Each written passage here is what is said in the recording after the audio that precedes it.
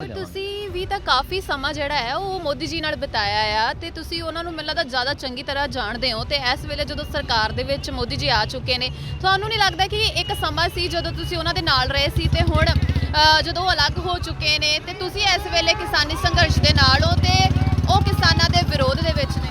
ਮੈਂ ਦੇਖੋ ਨਾ ਮੈਂ ਕਿਸੇ ਦੇ ਵਿਰੋਧ ਵਿੱਚ ਆ ਨਾ ਮੈਂ ਕਿਸੇ ਦੇ ਨਾਲ ਆ। ਪਹਿਲੇ ਤਾਂ ਇਹ ਸਮਝੋ ਮੇਰਾ ਧਰਮ ਹੈ ਸਮਾਜ ਨੂੰ ਸੁਧਾਰਨਾ। ਗਲਤੀ ਕਰਨਾ ਮਾਨਵ ਸੁਭਾਅ ਹੈ, ਉਹਨੂੰ ਸੁਧਾਰਨਾ ਮਾਨਵਤਾ ਹੈ। ਮੈਂ ਉਹਦਾ ਪੱਖਧਾਰ ਹਾਂ। ਗੁਜਰਾਤ ਦੇ ਅੰਦਰ ਇਹਨਾਂ ਨੇ ਇਹ ਕੀਤਾ, ਹਜ਼ਾਰਾਂ ਬੇਗੁਨਾਹ ਲੋਕਾਂ ਨੂੰ ਮੌਤ ਦੀ ਨੀਂਦਰ ਸੁਲਾਇਆ।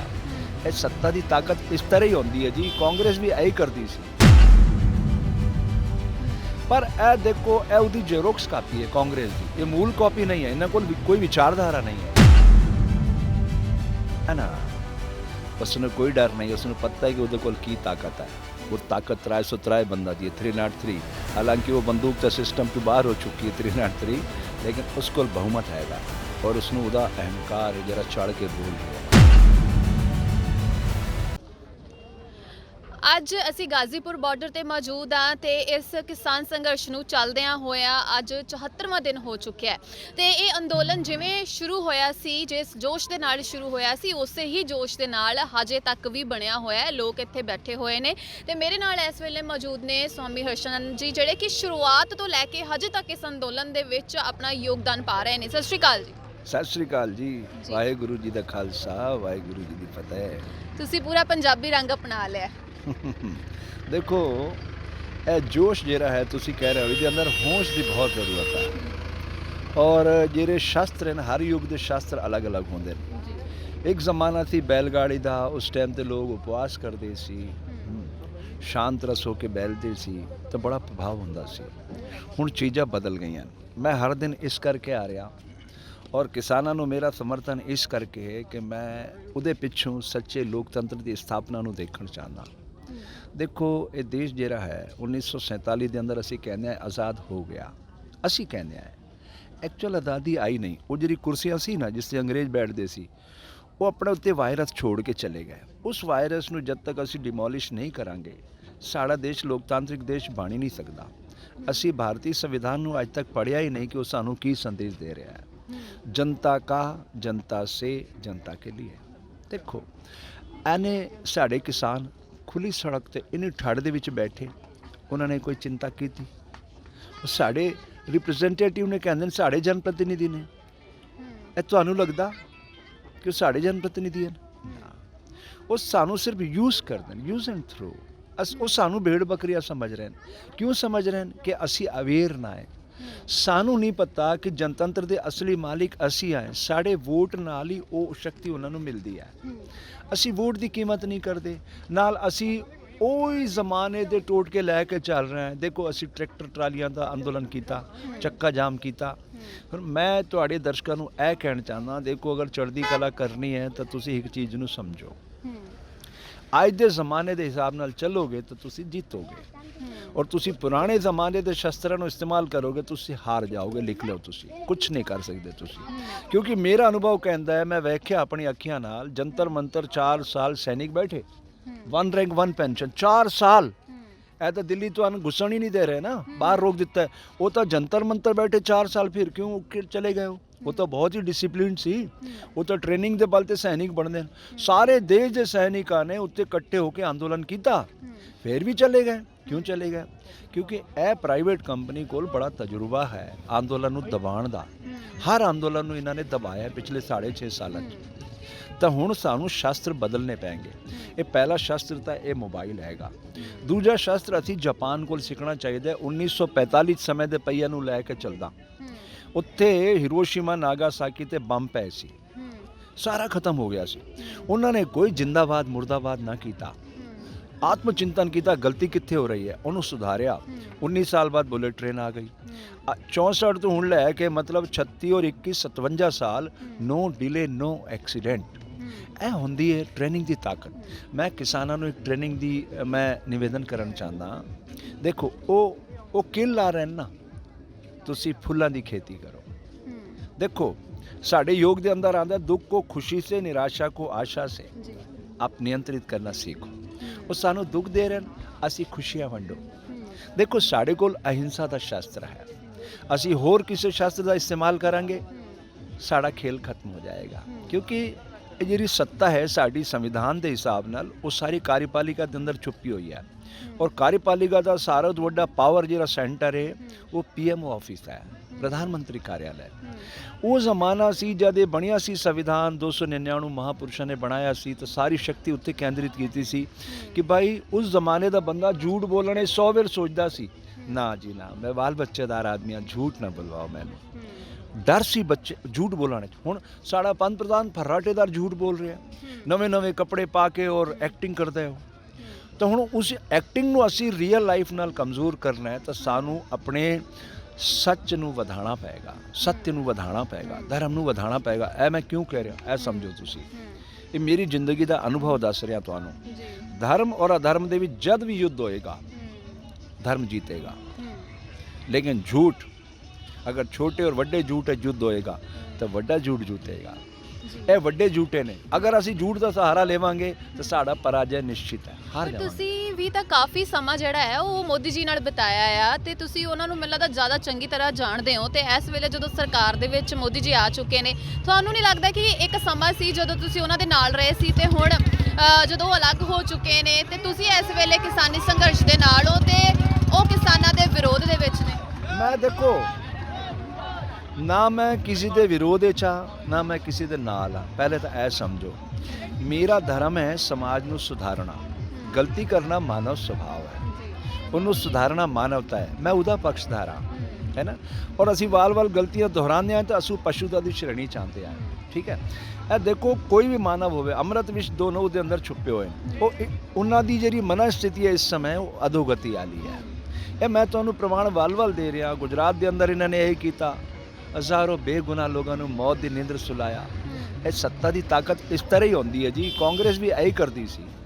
ਪਰ ਇਹ ਦੇਖੋ ਇਹ ਉਹਦੀ ਜ਼ੈਰੋਕਸ ਕਾਪੀ ਹੈ ਕਾਂਗਰਸ ਦੀ, ਇਹ ਮੂਲ ਕਾਪੀ ਨਹੀਂ ਹੈ। ਇਹਨਾਂ ਕੋਲ ਕੋਈ ਵਿਚਾਰਧਾਰਾ ਨਹੀਂ ਹੈ, ਕੋਈ ਇਹਨਾਂ ਕੋਲ ਅੱਗਾ ਦਾ ਪਲਾਨ ਨਹੀਂ ਹੈ ਕਿ ਦੇਸ਼ ਨੂੰ ਕਿਸ ਤਰੀਕੇ ਅੱਗੇ ਵਧਾਉਣਾ, ਕਿਸ ਤਰ੍ਹਾਂ ਦੇਸ਼ ਨੂੰ ਸਮੁੰਨਤ ਬਣਾਉਣਾ, ਕੋਈ ਇਹਨਾਂ ਕੋਲ ਪ੍ਰੋਜੈਕਟ ਹੀ ਨਹੀਂ ਹੈ। ਤਾਂ ਇਹ ਧਿਆਨ ਭਟਕਾਣ ਕਰਕੇ ਇਹ ਤਾਂ ਚਾਹੁੰਦੇ ਨੇ ਇਸ ਤਰ੍ਹਾਂ ਦੇ ਅੰਦੋਲਨ ਹੁੰਦੇ ਰਹਿਣ, ਅਸੀਂ ਲੜਾਈ ਝਗੜਾ 'ਚ ਬਸ ਵਿਖਰੇ ਰਹੀਏ। ਸਾਡੀ ਸ਼ਕਤੀ ਸੰਗਠਿਤ ਹੋਏਗੀ ਤਾਂ ਦੇਸ਼ ਦਾ ਨਿਰਮਾਣ ਹੋਏਗਾ। ਮੈਂ ਇਹ ਕਹਿਣਾ ਚਾਹੁੰਦਾ, ਇਹ ਰਿਆਸਤਾਂ ਵੀ ਇਹੀ ਕਰਦੀਆਂ ਸੀ। ਉਹ ਰਿਆਸਤਾਂ ਕੀ ਕਰਦੀ, ਕਬੀਲਾ ਸੰਸਕ੍ਰਿਤੀ ਕਰਦੀ ਸੀ ਔਰ ਇੱਕ ਦੋ ਜਰ ਜੋਰੂ ਜ਼ਮੀਨ ਉਹ ਝਗੜੇ ਕਰਕੇ ਲੈਂਦੇ ਸੀ। ਅੱਜ ਵੀ ਅਸੀਂ ਉਹੀ ਕਰ ਰਹੇ ਹਾਂ। ਹੁਣ ਤਾਂ ਅੰਨਦਾਤਾ ਕਿਸਾਨ ਹੈ ਸਾਹਮਣੇ, ਇਹਦੀ ਪੀੜਾ ਨੂੰ ਅਸੀਂ ਸਹਾਰ ਨਹੀਂ ਦੇ ਸਕਦੇ, ਉਹਦੀ ਕਰੁਣਾ ਨਹੀਂ ਸਮਝ ਸਕਦੇ, ਉਹਦੇ ਦੁੱਖ ਦੇ ਸਹਿਭਾਗੀ ਨਹੀਂ ਬਣ ਸਕਦੇ, ਉਹਨੂੰ ਖੁਸ਼ਹਾਲ ਨਹੀਂ ਬਣਾ ਸਕਦੇ। ਤਾਂ ਫਿਰ ਲੋਕਤੰਤਰ ਕਿਸ ਤਰ੍ਹਾਂ ਆਏਗਾ? ਮੇਰੀ ਪੀੜਾ ਇਹ ਹੈ, ਮੇਰੀ ਪੀੜਾ ਕਿਸਾਨ ਨਹੀਂ ਹੈ, ਮੇਰੀ ਪੀੜਾ ਲੋਕਤੰਤਰ ਹੈ। ਇਹਨੂੰ ਇਹਦਾ ਹੱਕ ਮਿਲੇਗਾ ਤਾਂ ਦੇਸ਼ ਮਜ਼ਬੂਤ ਬਣੇਗਾ, ਆਉਣ ਵਾਲੀ ਨਸਲਾਂ ਦੀ ਤਾਕਤ ਵਧੇਗੀ, ਇਹ ਭਾਰਤ ਦੁਨੀਆ ਨੂੰ ਖੁਸ਼ਹਾਲ ਬਣਾਏਗਾ। ਜੋ ਭਾਰਤੀ ਰਿਸ਼ੀ ਕਹਿੰਦੇ ਸੀ ਸਰਵੇ ਭਵੰਤੂ ਸੁਖੀਨਾ, ਉਹ ਕਿੱਥੇ ਖੋ ਗਿਆ ਨਾਰਾ। ਇਹ ਤਾਂ ਯੋਗ ਦਾ ਬ੍ਰਾਂਡ ਐਂਬੈਸੇਡਰ ਬੰਦਾ ਸੀ। 21 ਜੂਨ 2015 ਨੂੰ ਇਹਨਾਂ ਯੋਗ ਦਾ ਬ੍ਰਾਂਡ ਐਂਬੈਸੇਡਰ ਬਣ ਕੇ ਦੁਨੀਆ ਨੂੰ ਬੜਾ ਧੰਨਵਾਦ ਦਿੱਤਾ। ਵਿਸ਼ਵ ਨੇ ਯੋਗ ਦਿਵਸ ਮਨਾਇਆ। ਕਿੱਥੇ ਯੋਗ ਹੈ? ਯੋਗ ਦਾ ਮਤਲਬ ਹੁੰਦਾ ਜੋੜਨਾ। ਇਹ ਸਰੀਰ ਦੇਖੋ ਪੈਰ ਤੋਂ ਸਿਰ ਤੱਕ ਇੱਕ ਦੂਜੇ ਦੀ ਮਦਦ ਕਰਦਾ ਹੈ। ਅਗਰ ਇੱਕ ਦੂਜੇ ਦਾ ਵਿਰੋਧੀ ਹੋ ਜਾਵੇ ਤਾਂ ਸਰੀਰ ਚੱਲ ਸਕੇਗਾ ਇੱਕ ਕਦਮ? ਆਪ ਦੱਸੋ ਮੈਨੂੰ। ਹੈ ਇਹ ਪ੍ਰਕਿਰਤੀ ਜਿਹੜੀ ਹੈ, ਪੰਜ ਤੱਤਵ ਜਲ ਪ੍ਰਥਵੀ ਆਕਾਸ਼ ਵਾਯੂ ਅਗਨੀ ਇੱਕ ਦੂਜੇ ਦੀ ਮਦਦ ਕਰ ਰਹੇ ਨੇ ਕਿ ਇੱਕ ਦੂਜੇ ਦੀ ਖੰਡਨਾ ਕਰ ਰਹੇ ਨੇ? ਅਸੀਂ ਤਾਂ ਖੰਡਨਾ ਕਰ ਰਹੇ ਹਾਂ। ਇਹ ਕਰਕੇ ਮੈਂ ਪ੍ਰਾਰਥਨਾ ਕਰਨ ਚਾਹੁੰਦਾ ਸਾਰੇ ਕਿਸਾਨ ਵੀਰਾਂ ਨੂੰ, ਜਥੇਬੰਦੀਆਂ ਨੂੰ ਕਿ ਮੇਰੀ ਬੇਨਤੀ ਹੈ, ਅਗਰ ਤੁਸੀਂ ਮੇਰੀ ਗੱਲ ਮੰਨੋ ਤਾਂ ਸ਼ਾਸਤਰ ਬਦਲੋ, ਨਵੇਂ ਸ਼ਾਸਤਰ ਲੈ ਕੇ ਆਓ। ਇਹ ਮੋਬਾਈਲ ਹੈ। ਅੱਜ ਮੇਰੀ ਘੱਟੋ ਘੱਟ 15 ਸੰਤ ਮਹਾਤਮਾ ਨਾਲ ਅਲੱਗ-ਅਲੱਗ ਪ੍ਰਾਂਤਾਂ 'ਚ ਗੱਲ ਹੋਈ ਫੋਨ 'ਤੇ। ਮੈਂ ਉਹਨਾਂ ਨੂੰ ਬੇਨਤੀ ਕੀਤੀ ਕਿ ਤੁਸੀਂ ਇੱਥੇ ਆਓ। ਕਿਸਾਨ ਬੱਚੇ ਦੇਖੋ, ਇੱਕ ਮਾਂ ਹੁੰਦੀ ਹੈ, ਉਹਦੇ ਪੁੱਤਰ ਹੁੰਦੇ ਨੇ, ਬੱਚੇ ਹੈ, ਉਹ ਰੋਂਦੇ, ਉਹ ਦੁਖੀ ਹੁੰਦੇ। ਮਾਂ ਕੀ ਕਰਦੀ ਹੈ? ਦੇਖਦੀ ਹੈ ਕਿ ਇਹਨਾਂ ਨੂੰ ਦੁੱਖ ਕੀ ਹੈ, ਸ਼ਾਇਦ ਬਿਮਾਰ ਤਾਂ ਨਹੀਂ ਹੋ ਰਿਹਾ, ਉਹਦਾ ਉਪਚਾਰ ਕਰਦੀ ਹੈ ਨਾ। ਇਹੀ ਤਾਂ ਮਾਂ ਦਾ ਧਰਮ ਹੁੰਦਾ ਹੈ। ਹੁਣ ਸਾਡੀ ਮਾਂ ਕੌਣ ਹੈ? ਸਾਡੇ ਵੋਟ ਨਾਲ ਚੁਣੇ ਗਏ ਜਨਪ੍ਰਤੀਨਿਧੀ ਸਾਡੀ ਮਾਂ ਨੇ, ਸਾਨੂੰ ਪਾਲਦੇ। ਇੱਕ ਕਿਸਮ ਨਾਲ ਇਹ ਸਮਝੋ, ਤੁਸੀਂ ਵੱਡਾ ਸੋਚ ਰੱਖੋ ਤਾਂ ਉਹਨਾਂ ਦਾ ਧਰਮ ਕੀ ਹੁੰਦਾ? ਮਾਂ ਦਾ। ਬੱਚਾ ਨੂੰ ਕੋਈ ਦੁੱਖ ਹੈ, ਉਹਨਾਂ ਦਾ ਦੁੱਖ ਦੂਰ ਕਰੇ, ਇਹ ਮਾਂ ਦਾ ਧਰਮ ਹੁੰਦਾ ਹੈ। ਉਹ ਆਪਣਾ ਧਰਮ ਭੁੱਲ ਰਹੇ ਹਨ। ਤਾਂ ਮੈਂ ਸਾਧੂ ਮਹਾਤਮਾ ਨੂੰ ਬੇਨਤੀ ਕੀਤੀ ਹੈ, ਤੁਸੀਂ ਆਓ, ਤੁਹਾਡਾ ਧਰਮ ਹੈ ਸਮਾਜ ਨੂੰ ਜਗਾਉਣਾ।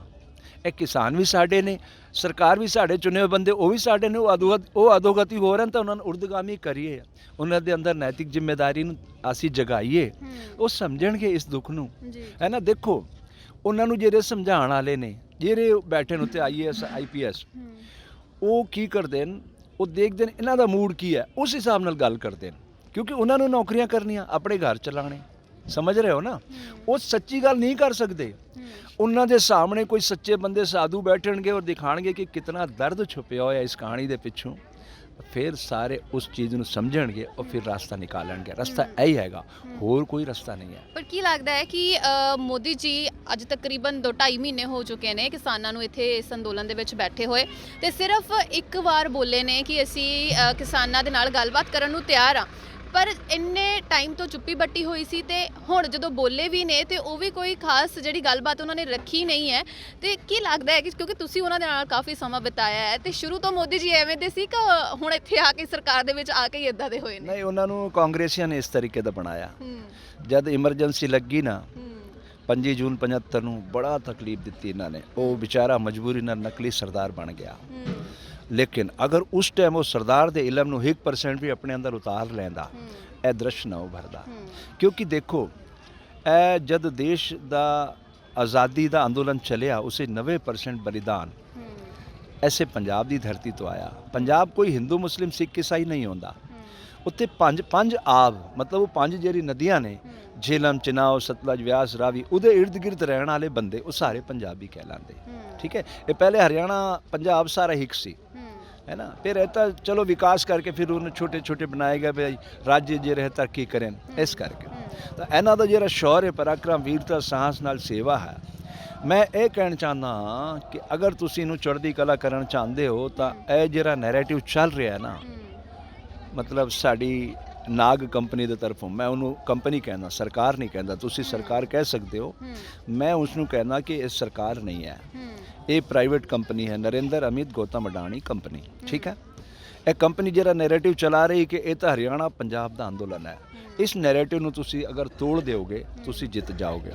इनू भारत माता का अंदोलन बनाना है, इनू किसान का अंदोलन बनाना है, इनू पंजाब हरियाणा का अंदोलन का जरा टैग लगा रहे हैं, इस टैग नू डिमोलिश करो, ਇਹ ਬਹੁਤ ਜ਼ਰੂਰੀ ਹੈ।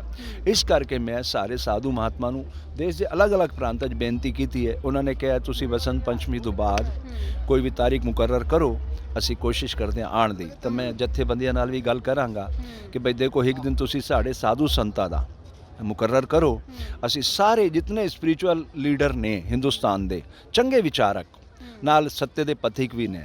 देखो साधु होना और दिखना दोनों अलग चीज़ा ने।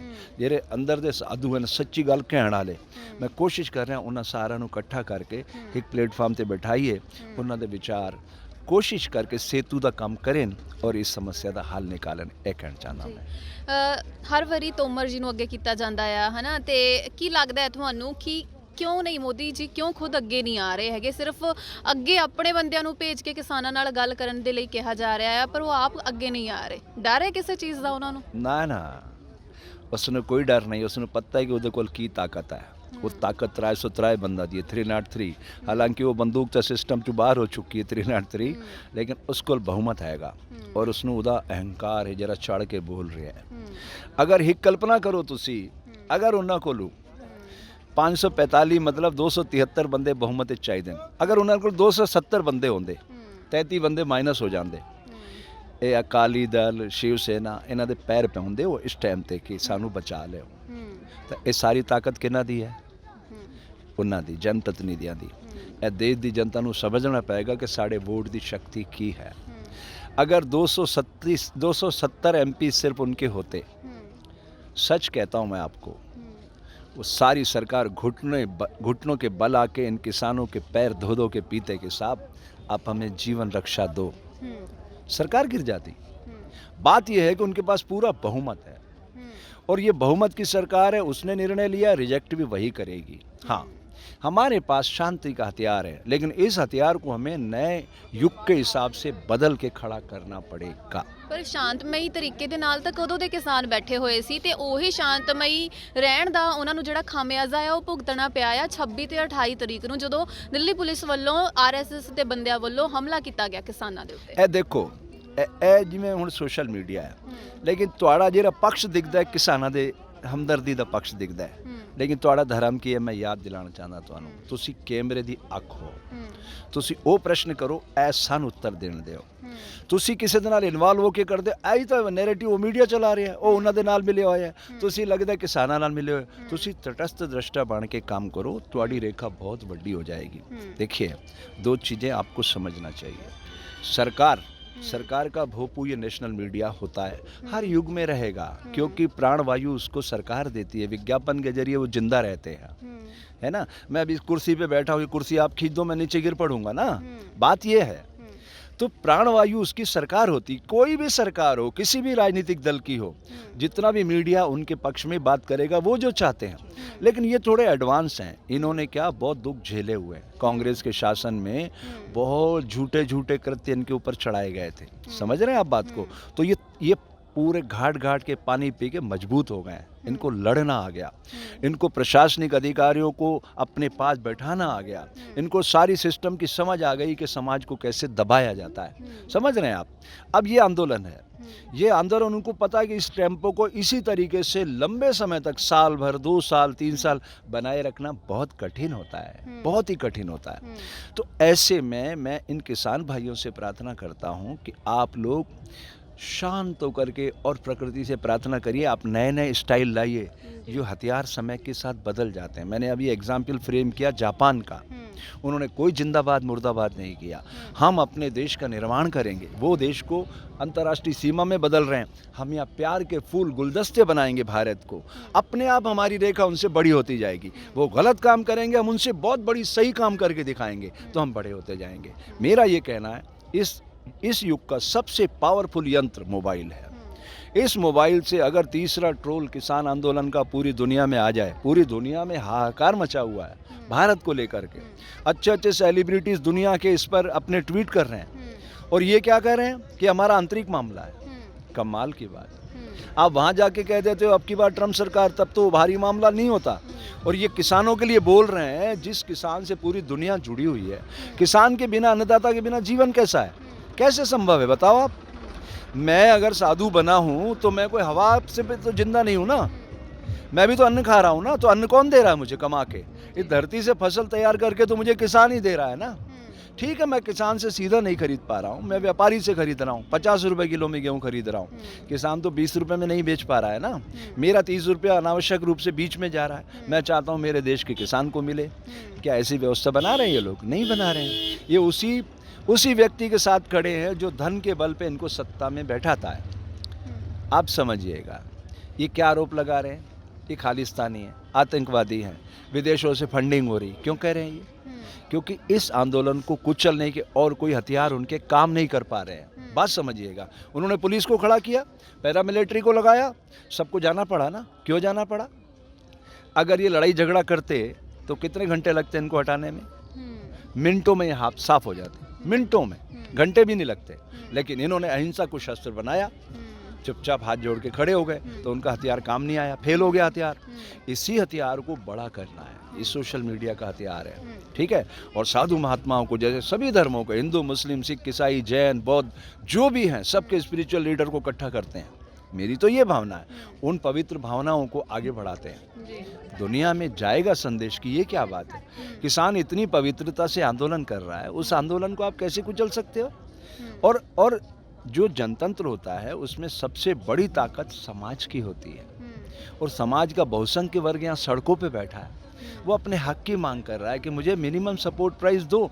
ये अधिकार तो उसको 47 में मिल जाना चाहिए था, आज तक वो बेचारा नहीं ले सका। उस जमाने में, आज से 50 साल पहले क्या रेट था गेहूं का, आज कितना रेट है? 19-20% भी नहीं, मतलब ये समझो तब 1 रुपया था तो आज 19 रुपये है।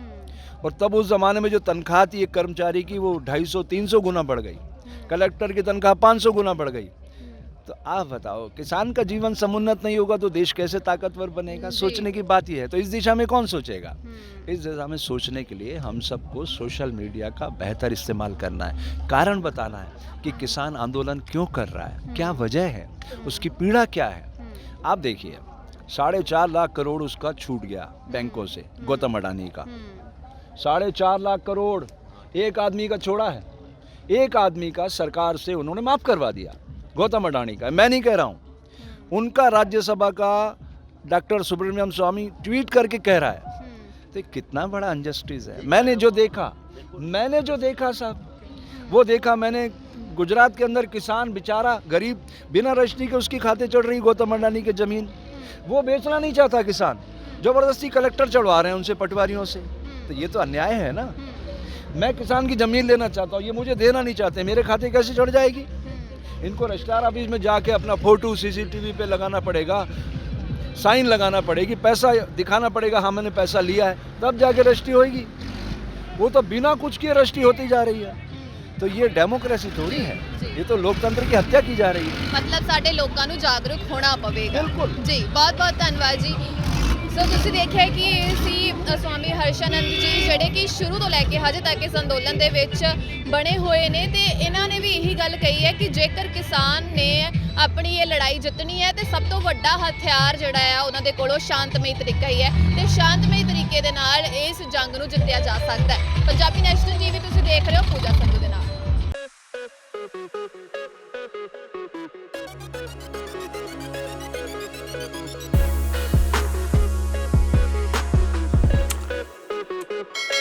Thank you.